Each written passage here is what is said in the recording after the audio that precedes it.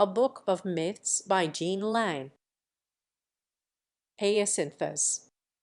Whom the gods loved I young. Truly it would seem so, as we read the old tales of men and of women beloved of the gods. To those men who were deemed worthy of being companions of the gods, seemingly no good fortune came. Yet, after all, if even in a brief span of life they had tasted God-given happiness, was their fate one to be pitied?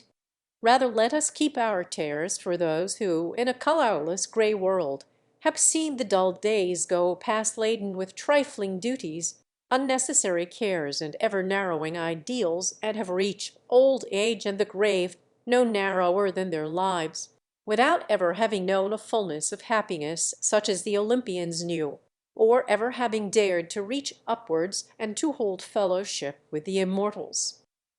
Hyacinthus was a Spartan youth, son of Clio, one of the Muses, and of the mortal with whom she had mated, and from mother or father, or from the gods themselves, he had received the gift of beauty.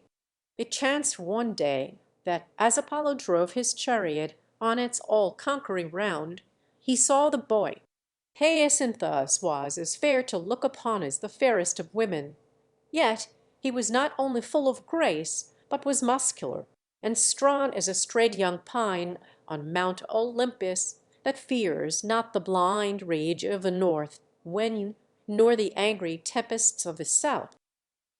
When Apollo had spoken with him, he found that the face of Hyacinthus did not belie the heart within him, and gladly the god felt that at last he had found the perfect companion, the ever courageous and joyous young mate, whose mood was always ready to meet his own. Did Apollo desire to hunt, with merry shout Hyacinthus called the hounds. Did the great god deign to fish, Hyacinthus was ready to fetch the nets and to throw himself, whole-souled, into the great affair of chasing and of landing the silvery fishes. When Apollo wished to climb the mountains to heights so lonely that not even the moving of an eagle's wing broke the everlasting stillness, Hyacinthus, his strong limbs too perfect for the chisel of any sculptor worthily to reproduce, was ready and eager for the climb.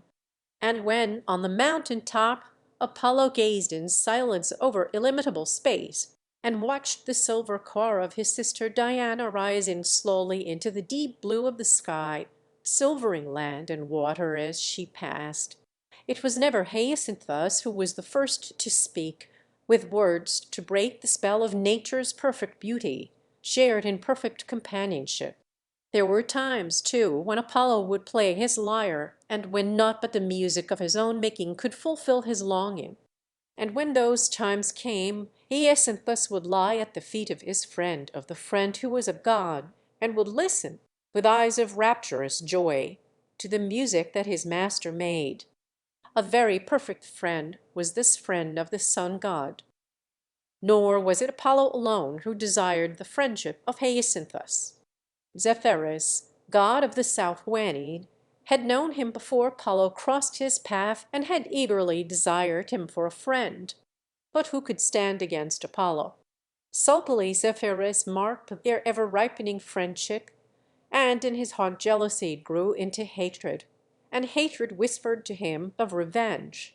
Hyacinthus excelled at all sports, and when he played quoits it was sheer joy for Apollo, who loved all things beautiful, to watch him as he stood to throw the disc, his taut muscles making him look like Hermes, ready to spurn the cumbering earth from off his feet.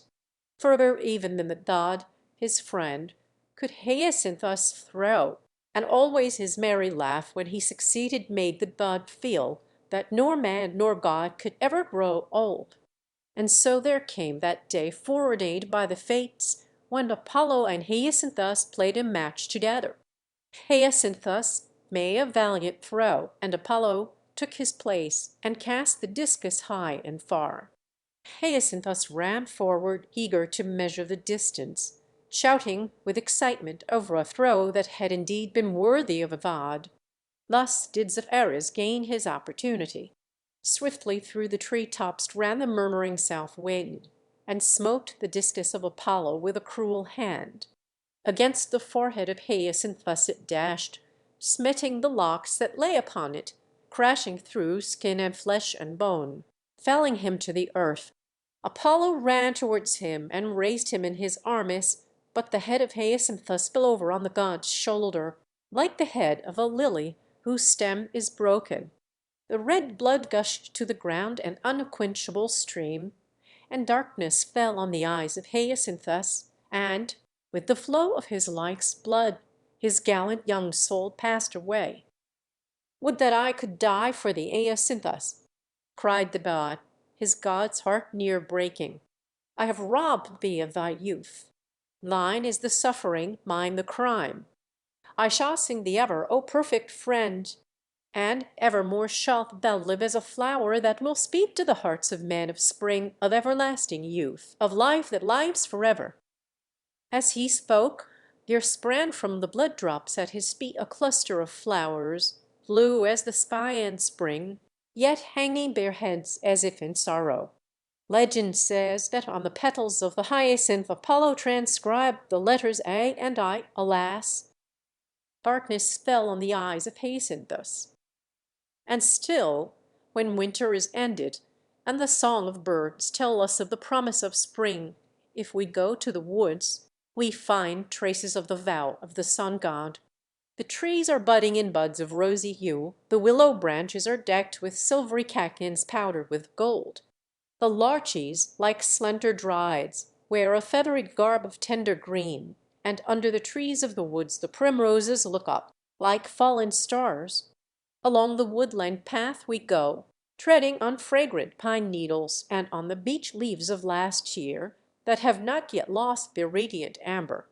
And at a turn of the way, the sun god suddenly shines through the great dark branches of the giants of the forest, and before us lies a patch of exquisite blue, as though God had robbed the sky and torn from it a precious fragment that seems alive and moving between the sun and the shadow.